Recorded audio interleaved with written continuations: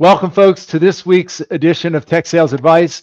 I am, of course, your host, Chris White, and this is the LinkedIn Live program for pre-sales professionals and pre-sales leaders. And these are live conversations, folks, as I like to say, by design, unscripted, unrehearsed, and unpredictable. And I'm particularly excited to welcome today's guest. His name is Carlos Muñoz. He is a senior director of solutions consulting in the Americas for a company called Alvaria. Did I get that right, Alvaria? Yeah, you got it right. I literally, I think I practiced that about 10 times before we joined.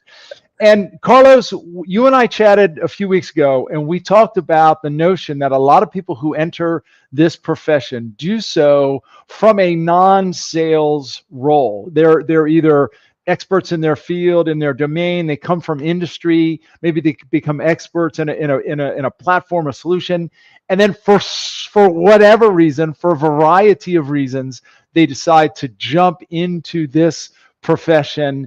And it's a difficult journey for everyone. I know you've been through that yourself. That's what we're going to talk about today. Excited to have this conversation.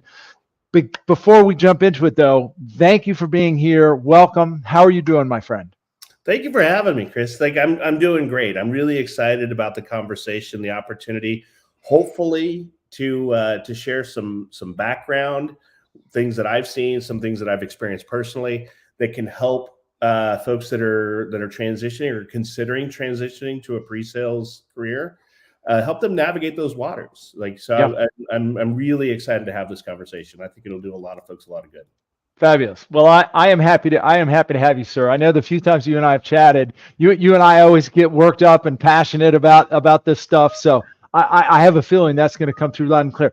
By the way, folks, we do not know who's out there. We do not see you. So if you say share a comment or ask a question, do we see you? So if you care to say hello, please feel free to do so. Of course, if you have any questions for Carlos or myself, please feel free to ask.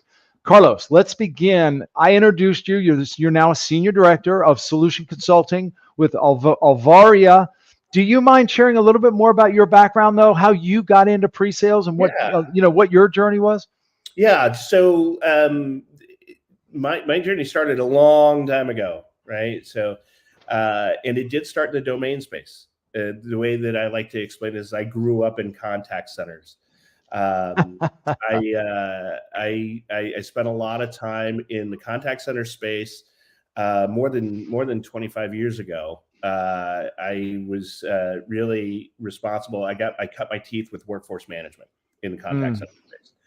I ran workforce management organizations there. There was a portion of my career where I was responsible for finance in cultivating operations budget for a Fortune 50 telecom. And I made a transition into insurance, but had a bit more of a traditional workforce management, what we think of in managing teams of forecasters and schedulers and intraday analysts and reporting groups. And it was from there that I was actually recruited out of the space to help establish what was then let's call it a boutique workforce management SaaS company in the Americas. This is a great company that started in Stockholm, Sweden, and had 20 years of experience in the Nordics and in Europe, but was looking to make a transition into the Americas. And I was the second American that they hired. Oh. Of course, they have to hire a salesperson, right, to get that running, and that's how I got my start on down the path to sales and pre-sales. Love. And by the way, Carlos, I got to cut you off just for a second. We've got a few guys already chiming in. Clint, whom I know, Chris Hickey saying hello, and Clifford Barcliff. It's apparently it's all C's at the moment. Yeah, customer for 2 decades before transitioning into the SE vendor role. Awesome, guys. Thanks for saying hello. It's good to see you. So Carlos, you're how many years in the contact center industry before you made this leap with this company? Yeah, so about just what I think, if memory serves right, and it gets old, right, as we do, right? So the memory is a little less reliable, just under 20 years in the contact center space before transitioning. And that transition happened about 10 years ago. Yeah. Wow. And so when you joined this, it was a sort of a workforce planning company. You said you were the second employee in the Americas. By the way, Randy Barnes says hello from Phoenix. Randy, thanks for chiming in. Good to see you. Was that your first pre-sales role? Yeah. So even like, and I want to back that up a little bit. So I was hired at the time to be a consultant for this company. Okay. And at the time, I didn't really quite, understand the scope of what that consultant role meant. Yeah. But knowing this, the company was great and had a lot of history in the Nordics and in the EU again, but we were just getting started in the US. And so what that meant, and it was such a great experience because it felt like a startup. There was a lot of bootstrapping. So I was hired to be a workforce consultant, which meant that I was going to be delivering product consultancy engagements. So when folks were rolling out, they were purchasing workforce solutions, then getting those implemented and helping the teams adopt them. Yeah. But more than that, when you're in an organization that small, you're wearing all the hats, right? Of course. So we were doing pre-sales RFPs. We were working together in the product rollouts. There was even points where we were answering help desk tickets, right? So you just got to put on all the hats. Yeah, small company. Yeah, and what was great about that is getting exposure from the domain space and getting that understanding of how a sales organization, how a small organization, how the operations work. It's a very different animal. And I think that can be overwhelming or daunting for a lot of folks that are looking to make a transition. So that was a great learning experience. But I got more and more involved in pre-sales engagements, even not knowing what it was. So the sellers, or at the time, my president would invite me to have discussions with clients to help them navigate their way through their evaluations of software. And it's something that just kind of came naturally to me. In the way that we wanted to have discussions to understand, it's like, so what are you struggling with in your organization? What are you trying to accomplish? Right. And then it was really kind of like, with contact center and workforce specialists, especially, we can tend to nerd out a little bit, right? So come on. It was a great opportunity where you put some folks like that together and you have really great conversations, and organically that led to just helping them navigate their way through their software selection experience, right? Yeah. So it's happened very organically. And it turned out that I had apparently some acumen for it. And so my role was changed, and I was dedicated to doing pre-sales and being a solutions engineer. Yeah. And so that became the full-time gig, going out with the sales executives and with leadership, and really that's how I saw it, and that's how I see it today. And that's a big takeaway, I think, and something I learned, is that we're there helping the clients through their evaluations of whatever the solutions or services that they're looking to buy. Right. I love that. Yeah, I love that. But by the way, we had somebody chime in from San Francisco, top of the morning. We didn't see who that was. For some reason, we just see LinkedIn user. So thanks for chiming in. And Carolyn is in Buffalo. Carolyn, nice to see you. So Carlos, I'm curious, if when you first took that role with this company in a consulting role, had you known it was going to be a pre-sales role, do you think you would have taken it? I don't think so. Isn't that funny? Yeah. And why not, do you think? Well, and I think, Chris, you and I talked a little bit about this, right? So when folks are in the industry, when they're in a domain space, you spend a lot of time, like I did, really kind of cultivating your profession there and your expertise. Yeah. And they're like everyone, there's a sense of comfort in what you know. Yeah. And for a lot of folks, especially when you're coming from an operations type of industry, Yeah. the idea of sales, it's completely foreign. Yeah. And all kinds of things, it conjures different images or maybe phrases in your mind when you think about what sales is. And there's different ideas about that depending on your experience. Yeah. And so if you would have mentioned to me at the time, hey, there's a pre-sales opportunity here, this is going to evolve into that, I would have thought, well, do I need to do cold calling? Do I need to be trying to convince people against their will to do something? Am I trying to, do some hocus pocus there to try and talk them into something? Or how much negotiation am I going to be responsible for? And, that's not really at my core about really what I'd want to do. Right. And to be fair, right, knowing now what I do know about sales professions, that's not what we do. Not at all. That's not what we do. And the most successful sellers and the most successful pre-sales consultants, engineers, they really approach it from a consultative purview, right? So that's the more you know, I guess, is the better off you are. Yeah. Yeah. But by the way, Chris Hickey chimed in. Maybe we should change the name SE to Solution Consultant. I know you all have done so, and Clifford commented, yes. I think a lot of us had no intention. By the way, when I first, similar to you, Carlos, when I first got my first pre-sales role, I didn't think of myself as sales, right? Yeah. Like, don't lump me in with that group of people. I'm not in sales, right? Carlos, you mentioned to me earlier that you felt like the idea of being in sales was very daunting, and that you actually had some fear associated with moving into a sales role. Can you elaborate on that a little bit? What was the fear that you had? Yeah, so it really is just the fear of unknown. It's the fear of something new. It is moving outside of your comfort zone.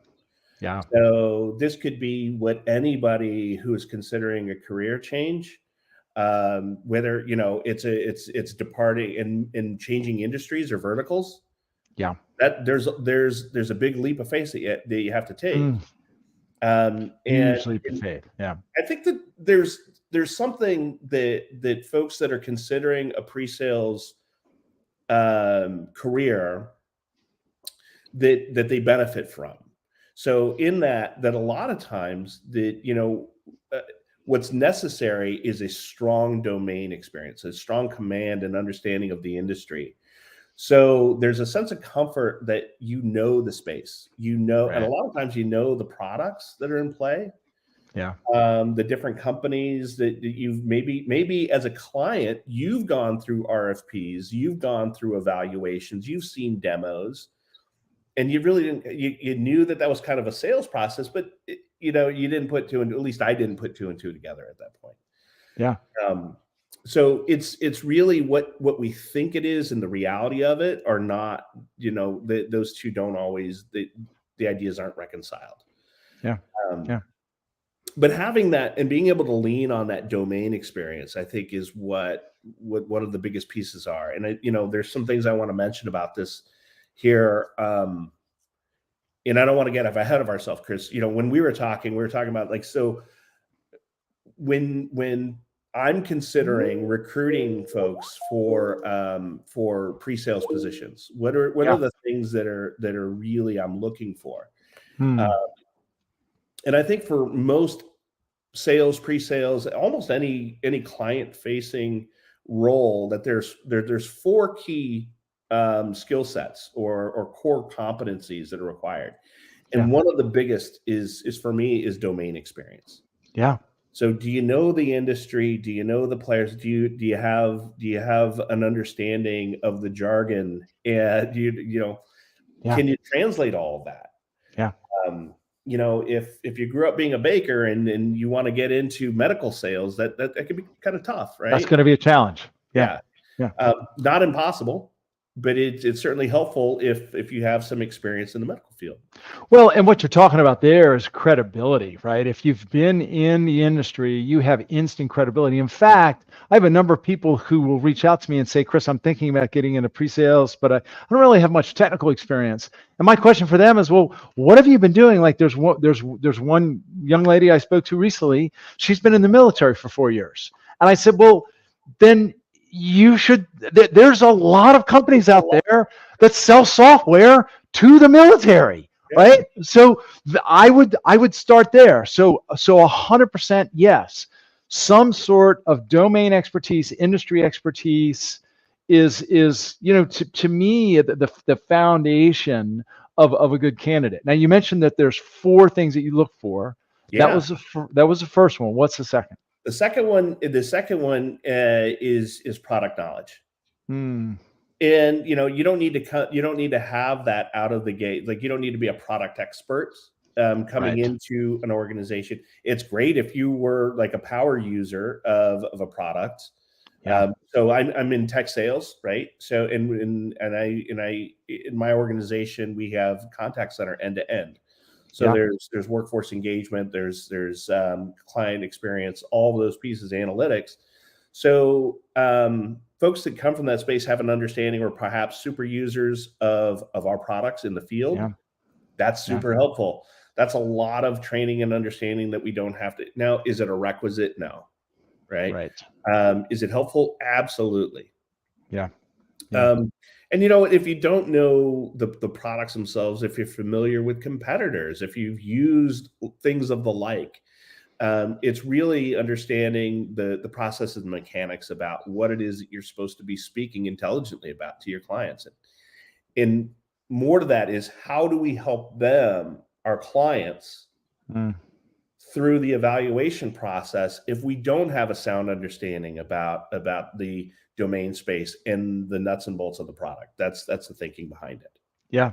No, I love that, and I do think it's important to draw a distinction between domain expertise, aka industry expertise, and then product knowledge, or you use the term familiarity, product knowledge, product familiarity, and or problem familiarity, right? Understanding at least the common problems that people are looking for solutions to address, right? But by the way, I just wanted to let Clifford jump in here, because he said a couple of things I just love.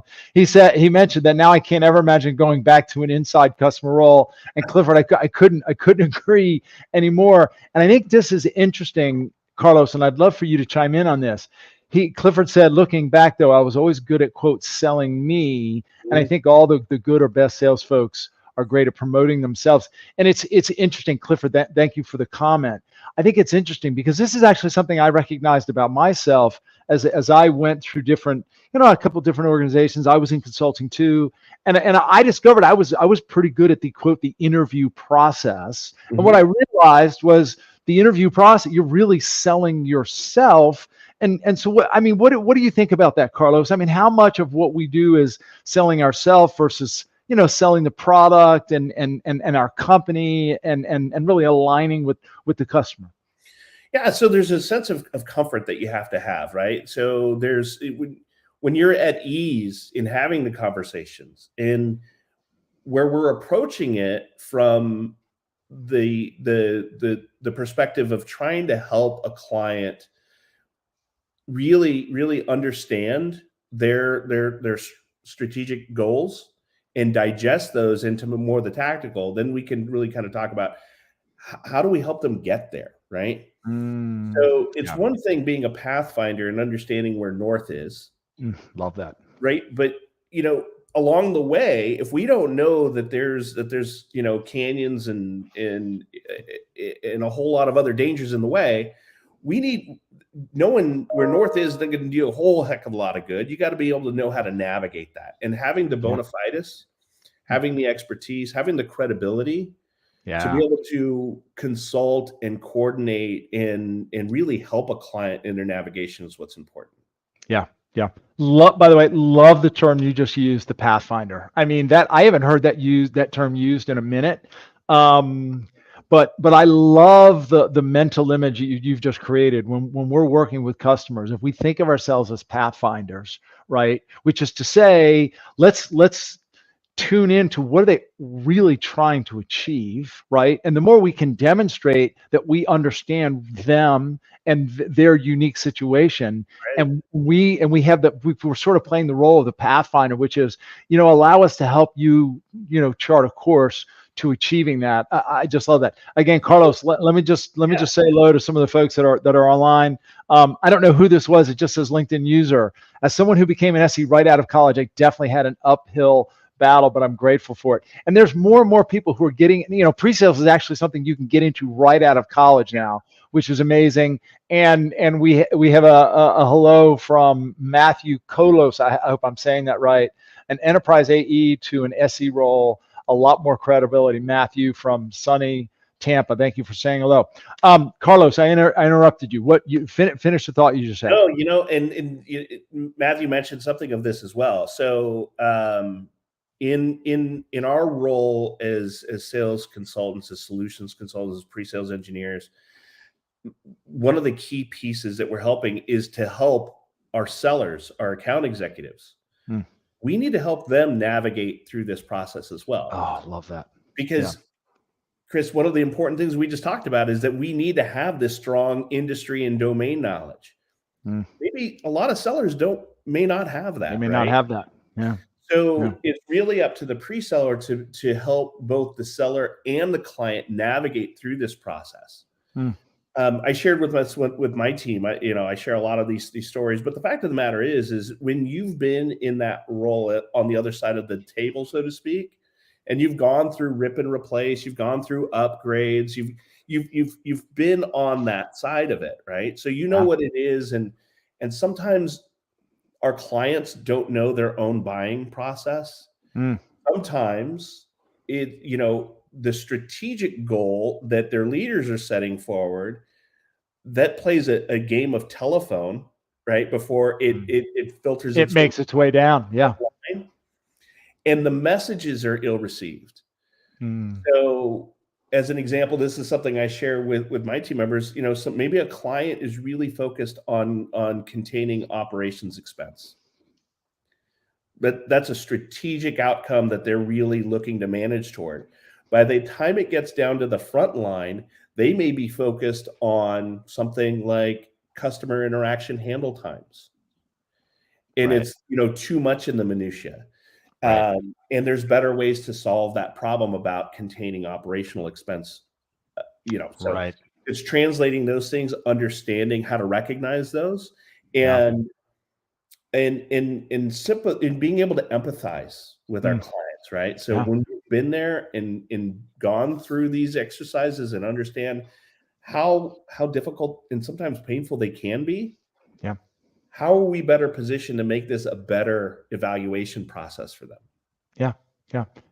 And Carlos, one of the things that comes to mind for me, I've been heard saying this frequently. We sell for a living. The people that we are working with and selling to don't buy for a living, right? So to your point, and again, I'm just going to go back. This is going to, for the moment, this is going to be my favorite word of the week. We need to be pathfinders. We need to help chart the path, help them find the path to success. And to your point, oftentimes the specific requirements that we hear at the level that we may be speaking at, they're not the root cause or the root objective. Right. And so it's a process of taking them through the journey of asking why and understanding, what are what does success look like? What are the drivers and having not only the patience, but the skills to be able to do that. And I know that leads to another one of the four things that you look for when you interview. So the first two we talked about is domain knowledge, industry experience, number one. Number two is we'll call it product knowledge or product familiarity, maybe the technical chops, as I like to say. What are 3 and 4? What are numbers 3 and 4 that you look for? Three is closely related to 2, I think. And that's, especially in tech sales, which pre-sales and solutions engineering, solutions consultants, that's where that role is very common in those sales cycles and in those sales organizations. So in tech sales, there's a need to have, you got to have the technical chops. So you really kind of hit it there. They're related to product, but you have to have some technical savvy. Now, do you need to, have the deep DBA type of experience? Probably not. But should you understand the baseline architectures of your products? The answer is yes. Yeah. Should you understand how you're, especially in tech sales, like how is data communicated? What is the data sovereignty pieces that are at stake? Yeah. How is, security?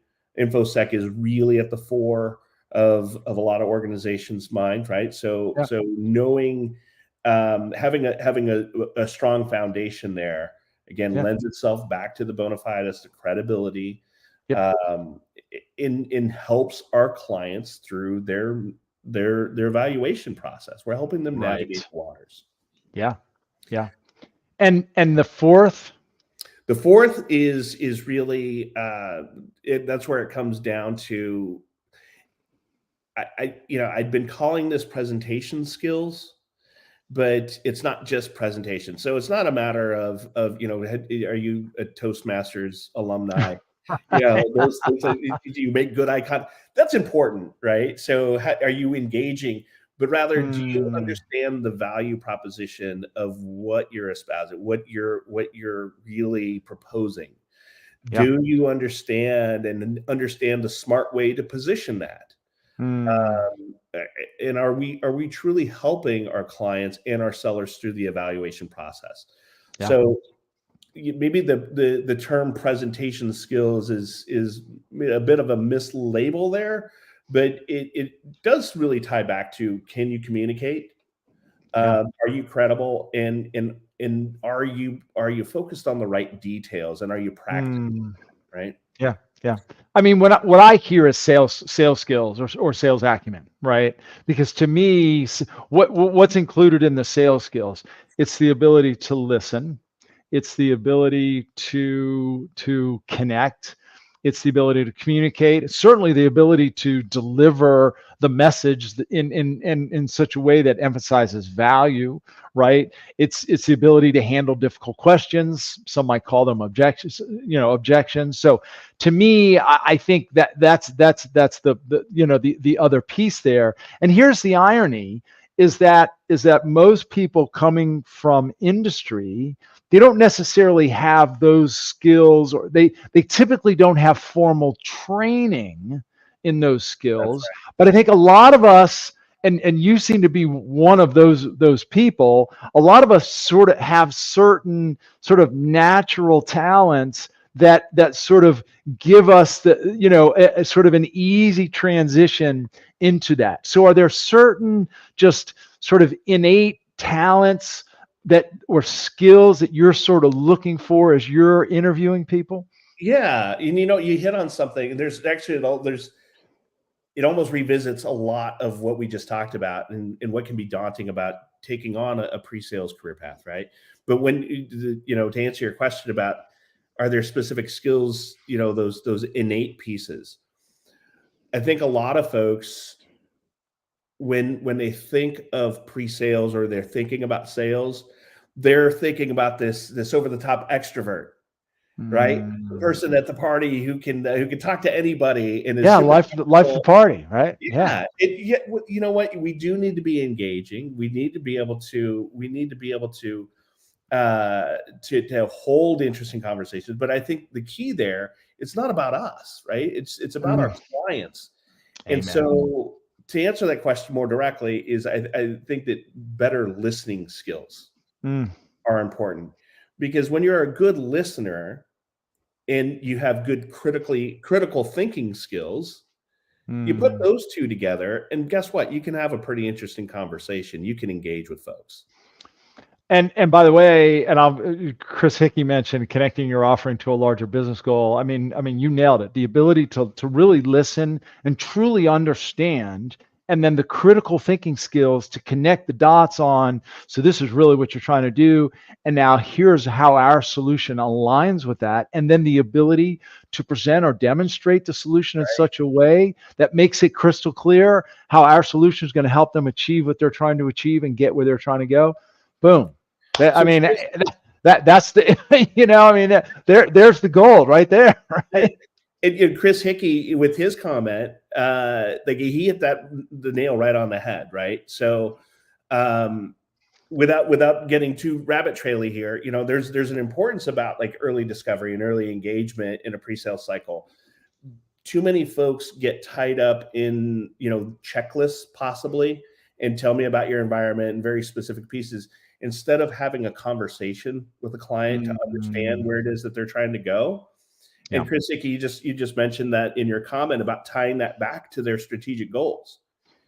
And what's going to make that our sales presentations and our engagements with our clients so much more effective and have them resonate with our clients is when we understand their strategic goals. We align with those. So we check for understanding, right? And then we show the client how our services or products really help them move and get to that strategic outcome that they want to accomplish. So it's less focused on the tactical, and it's not so much about, the buttons that we can push and the graphs that we can show. Yeah. That's all great, right? And we need it, but we need to be able to tie we need to connect the dots about how does our product and service solve for their greater strategic outcomes and help their business and help their clients, right? Amen. Because ultimately that's what we're trying to do. Everyone in the organization is really kind of tied to three things in my experience. We talked about controlling OpEx spend, and they're not mutually exclusive, by the way, right? So controlling OpEx spend,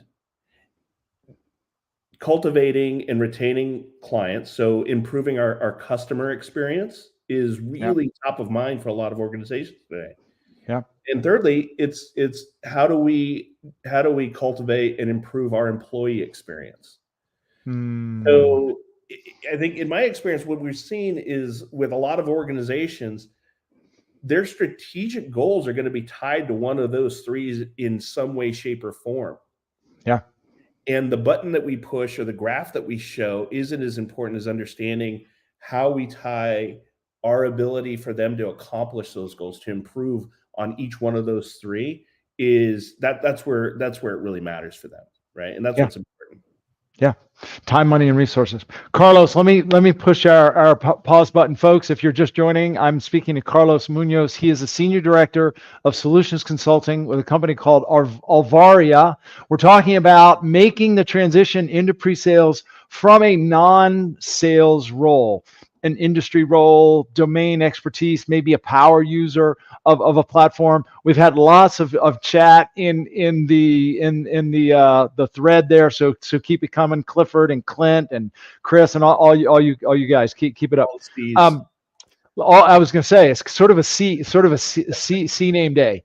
So Carlos, you talked about some of the things that you look for when you interview folks, particularly if they're coming from an industry and maybe don't have a sales background, similar to your experience, similar to my experience, similar to many people who made their way into pre-sales. And those things were industry knowledge, product knowledge, technology knowledge, and some sort of sales acumen, whether it's presentation skills, listening skills, etc. One of the questions that I was going to ask, particularly when you were talking about product knowledge, because that was me when I made my leap into pre-sales. I was an enterprise architect. I had been a consultant doing enterprise architecture and data architecture for about 15 years. I was an expert in the product. I jumped into pre-sales thinking I was going to be brilliant because I could move a mouse and talk at the same time. And boy, I made a lot of mistakes. So let's talk about some of the mistakes that some people who, and let's paint this picture. An individual who has, let's say, the industry knowledge, the domain knowledge, maybe even some product knowledge, and they just have some raw talent. Maybe they're good in front of an audience, or they're engaging.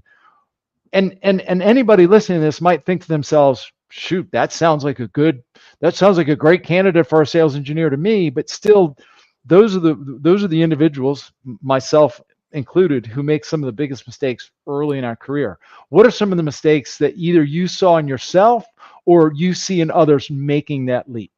Yeah, Chris, that's great that you call that out, because those are great ingredients, right? And some are innate, some are developed over time before we have the interactions with folks, and then others need training. We need practice. And some of the things that we need to resist, and is really hard when you come and you're a big shot in the industry, right? And you've been a power user and you know everything about everything. You know how it's connected. You know what every button does, and you can make this thing make bread if you wanted. It's software, but you can do it. Exactly. What folks are tempted to do is to put on a clinic, right? We want to show, hey, Chris, I heard that you're looking, to improve your client experience, but let me show you every screen that we have. Let me show you all the buttons that you can push, and look how cool this can be. And it's not an ego thing that I found. It's really not. It's a sense of enthusiasm that early pre-sales staff, consultants, that they want to be. They're looking to be consultative. They're looking to be helpful, and they think the way that their best being of service is to almost train a client in a demo presentation. Yeah. And we've seen some of these where they turn into semi, training type of demos, right? Yeah. So if I push this button and I click this lever, look at this great outcome, right? But we're in all of that. Again, the problem is that we're forgetting the client. We need to have the client at the core of everything that we're talking about. Yeah. So even in our presentations, we should be doing a lot of listening, and I think maybe even provoking some different discourse in that presentation. As an example, so if a client is saying that we've gone through a good discovery and we have an understanding about what their strategic goals are, we read that back to them and say, through our conversations, Chris, we understand that this is super important to you, and you're trying to really move the needle on X, Y, or Z initiative. What problems are you encountering with that? We haven't really talked too much about what's feeding into that problem. Why is that a struggle in your mind? And what that's going to do, Chris, is it's going to help the pre-sales consultant, the sales engineer, focus on the right details for them. And then now it's not like, let me show you all the graphs and the levers and the buttons and the flashy lights and all the cool stuff. Yeah. But it's understanding, okay, well, you know what? And what this does is that it brings forward our domain experience. It brings forward our product experience, because I've seen this before. Yeah. And over time, we're going to get more development, more interactions with clients. Maybe I saw it when I was a director of a contact center, or I saw this in a different client engagement, and this is how we solved it. Yeah. And so you talk about, okay, well, this is what I'm understanding. Let me show you how this solution really sorts this out and what the downstream effect is. Love that. Love that. Well, and it's interesting, as you were talking, Carlos, the thought occurred to me that I do think we try so hard to demonstrate our expertise, and you said it's not an ego thing, and in many cases it's not. I'm not sure, for me it wasn't when I was first in this profession. I love demonstrating how smart I was, and how swiftly I could move through the platform. But I think the more we can, to your point, I think the more we can demonstrate how well we understand them, and demonstrate that we actually have some ideas on how they can achieve what it is they're trying to achieve, maybe that they hadn't considered, that's where we build credibility. Again, it's all about turning the sort of the focus of the conversation from us, from our product and our platform.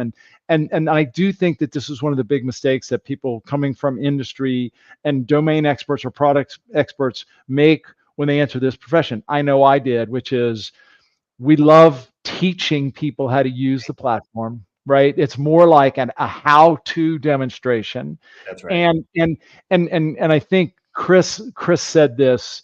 He used the term boasters, right? We are so passionate about the product, which is not a bad thing, right? But that comes across a little bit too strong, right? And a little bit too, Chris used the term overwhelming.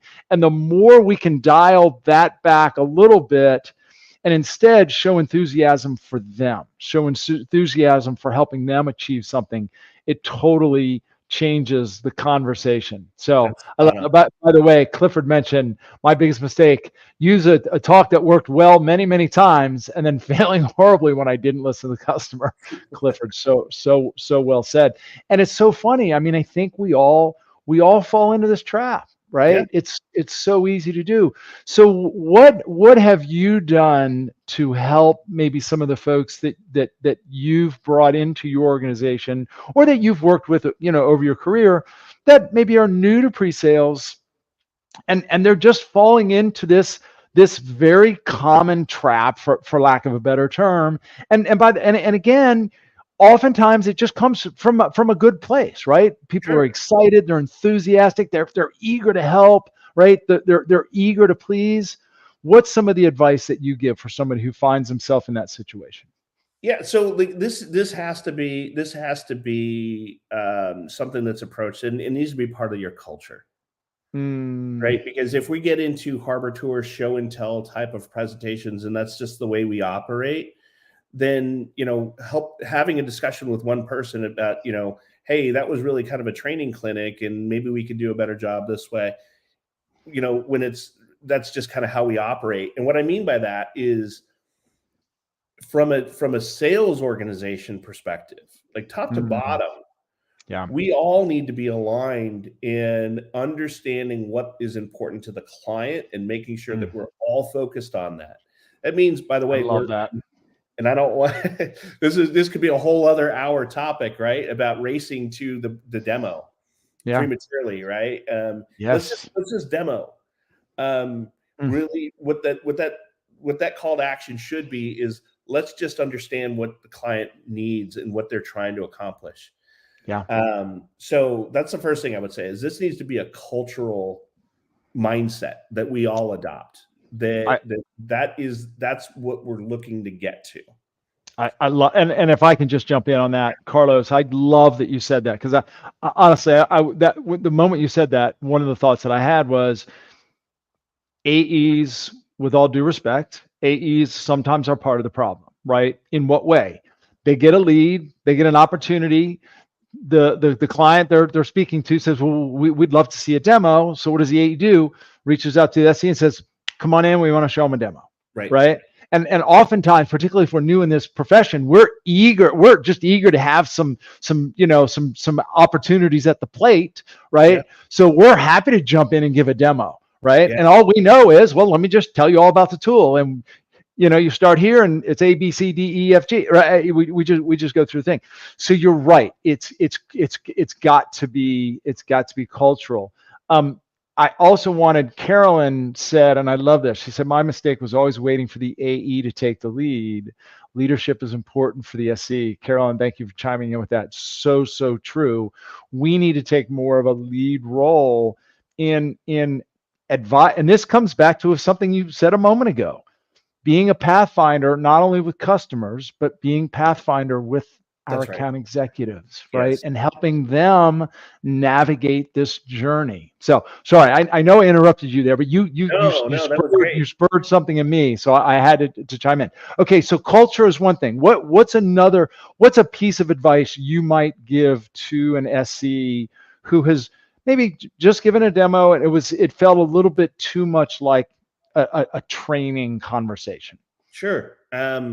Well, we need to keep that core and that mindset. We need to be, so something I'm going to say here, and something I know that I need to do a better job of as a leader. Leadership in SCs, and I think what they can do is they can hold their leadership accountable. And what that means is that, even the folks with all the natural talent, the rock stars out there, we've seen them, right? they're amazing, but they still need to practice. We need to go through role plays. We need to go and we need to watch film, right? It's football season. Yeah. So Game tape reviews. Yeah. we need to watch game tape and we need to analyze, okay, what went well here? Why did it go well? How do we purposely replicate this outcome? Where did this thing go a little bit sideways? Or, in the case where we're trying to teach too much, then we're able to identify it, because when we're in the middle of it, when we're having the conversation, we may not realize it. And so it's through practice and role play and game tape review that we can bubble that up. And really it comes down to working through that on a one-on-one or with team. In my organization, I'm really grateful that we have folks that work so well, and each one of them espouses like leadership. They just bleed it. And so they take this on amongst their own cohorts. Yeah. Right? Yeah. So they have specialties and they meet and they practice. And I think that's a great way to solve that.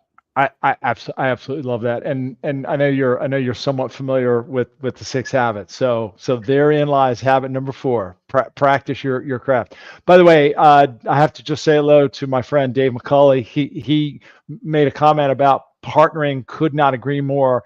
Dave, I'm a huge fan of AEs and SEs partnering together. There was a question from Clifford.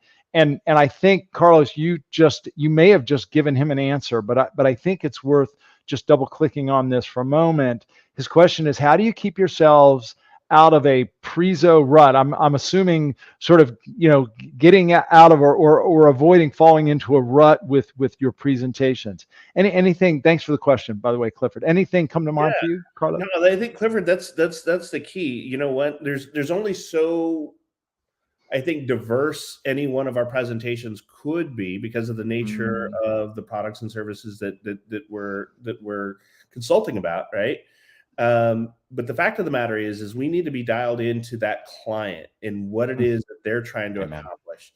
And when we are focused in on that, that means that harbor tour, that rut, the same presentation, when you do that and you're just kind of putting that out there, then what happens is, maybe incidentally or by happenstance, we're going to cover something that's important to them and that'll resonate, and they'll be like, oh yeah, that was good.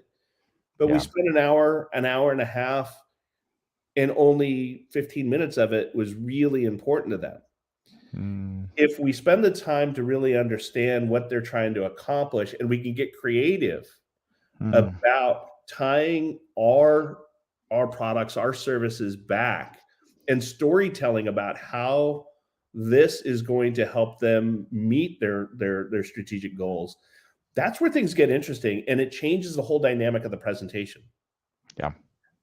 It's less about the slides. It's less even about maybe even the product that we're showing, because it's more about the discourse. And again, I'll say this, that we should be more provocative in our conversations with clients.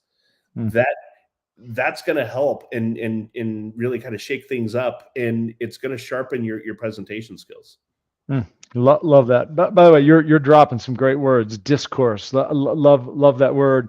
And provocative. Yeah. I mean, the more we can, and I like the idea of, quote, disruptive truths, right? Disruptive truths can be provocative, right? Things. And what's a disruptive truth? It's things that we share with a customer. It's just universal truth, but they're the things that we don't necessarily want to hear, or we don't necessarily, we know that, but we'd rather not, pay attention to that. Right. Yeah. And yet it's those disruptive truths that I think typically change the mindset of the folks that we're working with. And at the end of the day, and Carlos, you mentioned this, and Clifford, again, thank you for your question.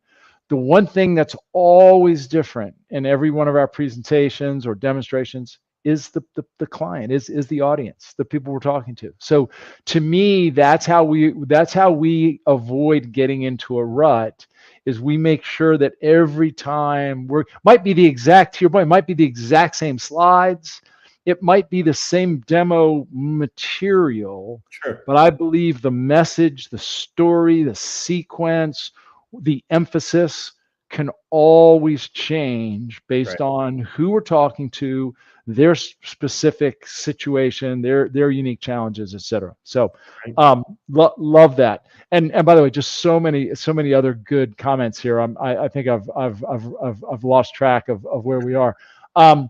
Carlos, again, let's just take a quick pause. Believe it or not, we are 50 minutes into this conversation. I told you this time was. I told you this time was going to go quick. Folks, I'm speaking to Carlos Muñoz. He's the Senior Director of Solution Consulting with Alvaria. We've got about 10 more minutes, and then we're gonna call it a day here.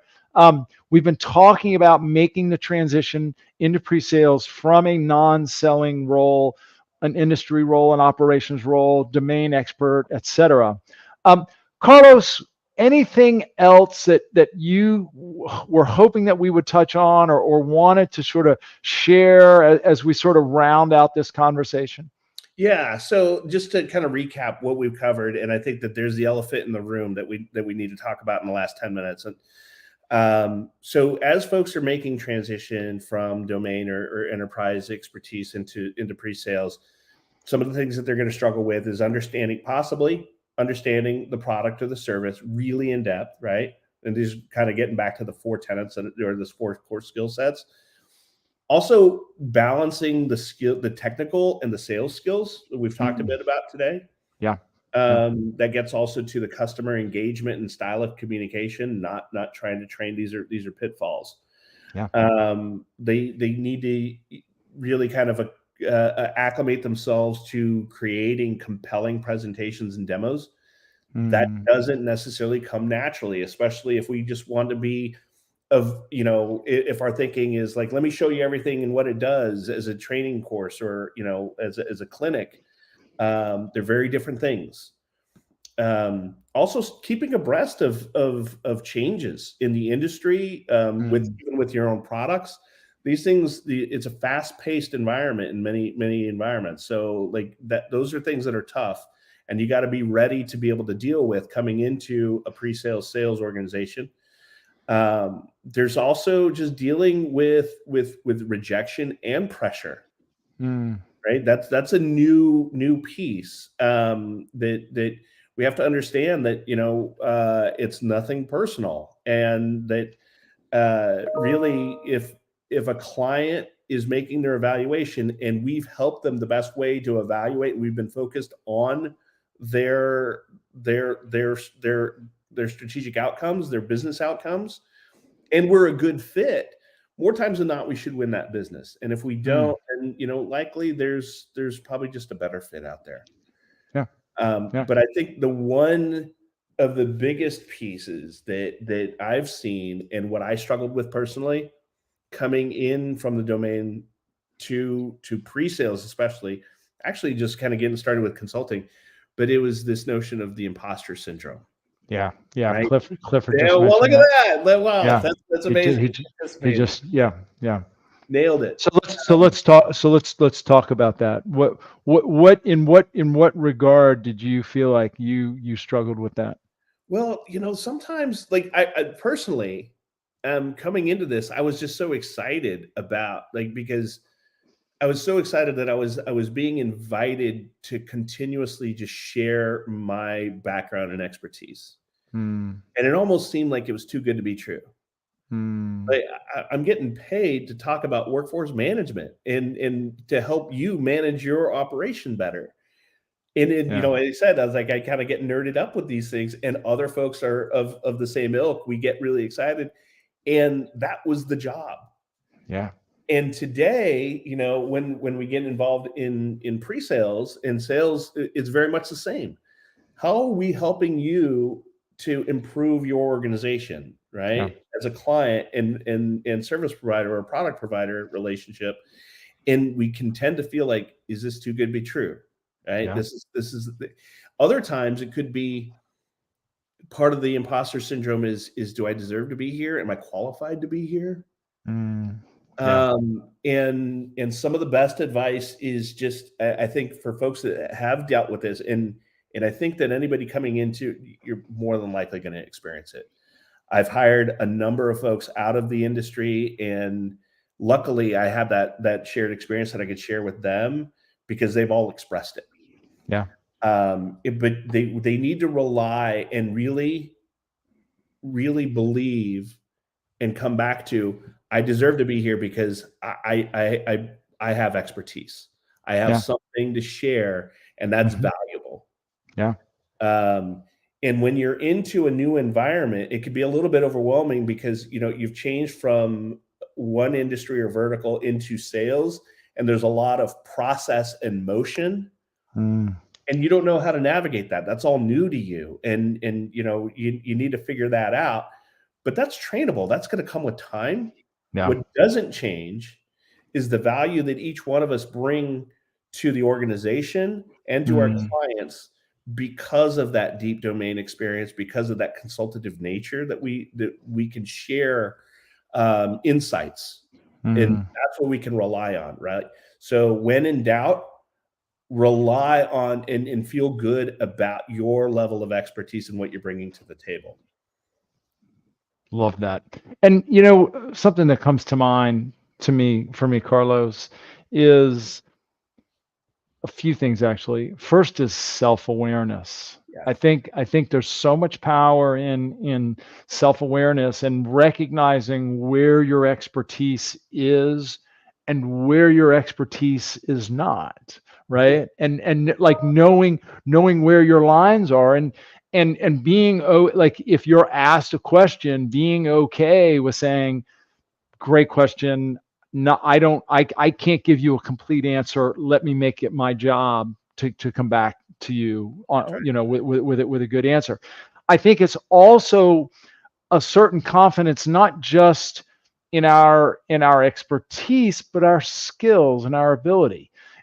And in particular, our ability to listen, our ability to understand, our desire to listen, our desire to understand, right? Sincere curiosity. That goes so far. I think, and I think this is where a lot of imposter syndrome, this really comes back to one of the very first things we talked about, which is this perception in our minds of what sales is, right? I think we get this perception of, I'm supposed to have all the answers. I'm supposed to be perfect. I'm supposed to show this tool in the perfect way. And you know, that's the only way we're going to sell is if I'm perfect and the product's perfect. Guess what? That's simply not true. Not going to happen. Yeah. Right?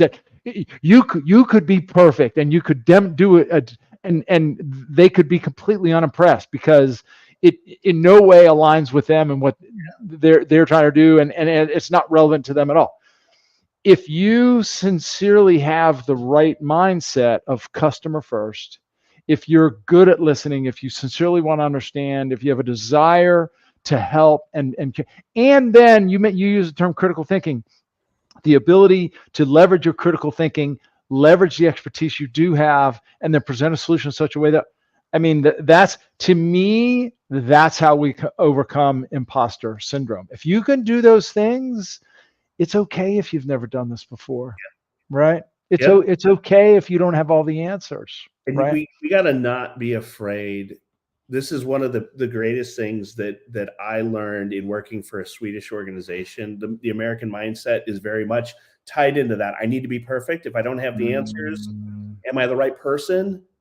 We need to ask for help. We need to not be afraid to say, I don't know. It's not an indictment. It's not a failure. It's how we get better. And the fastest way to get better is to cultivate relationship and call on people that can help you. That's really good. Cultivate relationships. That's good. Carlos, my friend, I'm sorry to say, but the runway is in sight and it is time to land this plane. I want to be respectful of your time and everybody listening. Any closing thoughts, words, or comments from you before we put a bow on today's conversation? No, I think the best way that I can punctuate that is actually, this is a quote that one of my team members gave me about the imposter syndrome. And, you know, I love what you said about this. It comes back to trusting the knowledge that you have. And part of that is going to be the curiosity, the focus, all that stuff. So yeah, Chris, I really appreciate you inviting me to have this conversation. I hope that the folks that were listening found it helpful in helping them navigate if they're looking to make this transition. There's plenty of resources out there. Folks that like to share stories. I'm one of them. Feel free and reach out. This network, it's all about, like, again, cultivating relationships, asking for help. Yeah. Awesome. Carlos, thank you so much for saying that. I was going to ask if you mind if people reach out to you. So you just gave the green light. Carlos, I'm going to echo your sentiments, folks. Thank you so much. We had so much great interaction and so many fantastic comments in the chat. Thank you for hanging around. For those of you who did, if you like this, folks, and don't already, I encourage you to follow #TechSalesAdvice or Tech Sales Advisors. Of course, you can go to techsalesadvisors.com to learn more about what we do. Carlos, thank you so much for being here. This has been a fantastic conversation. I hope you'll come back and be a guest again. Is that something you might consider to do? Chris, this has been great. And I can't get enough of this. This is great. Awesome. Well, you and I are cut from some similar fabric in that regard. Hang around backstage just for a minute. Otherwise, to everyone else, folks, thank you so much for joining in. Great to see so many comments and see all of you. If you listen to the recording, I hope you enjoyed it. I will be back next week with another episode of Tech Sales Advice. See you next week. Carlos, thank you so much, sir. Cheers all. Cheers all. Bye-bye.